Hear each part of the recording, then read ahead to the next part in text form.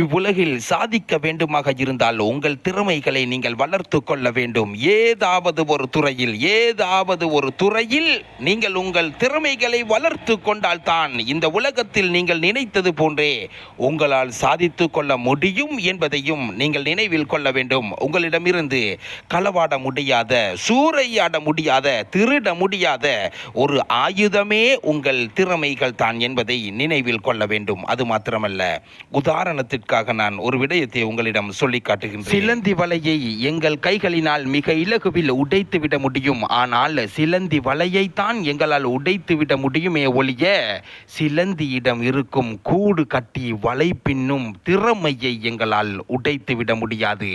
அது போன்றுதான் தூக்கணாம் குருவி கூட்டை எங்கள் கைகளினால் உடைத்து விட முடியும்.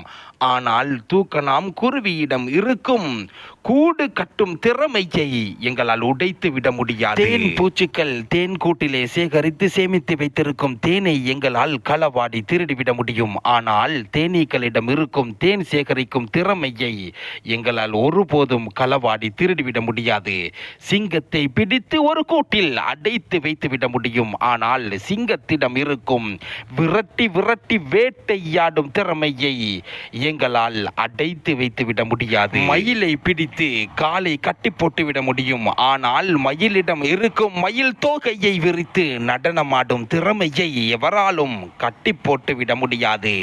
பூனையை பிடித்து ஒரு இடத்தில் அடைத்து வைத்து விட முடியும். ஆனால் பூனையிடம் இருக்கும் எலியை ஓடி ஓடி வேட்டையாடும் திறமையை எவராலும் அடைத்து வைத்து விட முடியாது. அதனால் தான் சொல்கிறேன், இந்த உலகத்தில் சாதிக்க வேண்டும் என்று வெறியோடு துடித்து கொண்டு இருக்கக்கூடிய ஒருவராக நீங்கள் இருந்திருந்தால் உங்களுடைய திறமைகளை வளர்த்து கொள்ளுங்கள். உங்களுடைய திறமைகளை எவராலும் களவாடி விடவோ திருடிவிடவோ முடியாது. கடைசி வரையில் உங்களுடன் பயணம் செய்யக்கூடிய ஒரு ஆயுதமும் உங்கள் திறமைதான் என்பதை மறந்து விடாதீர்கள்.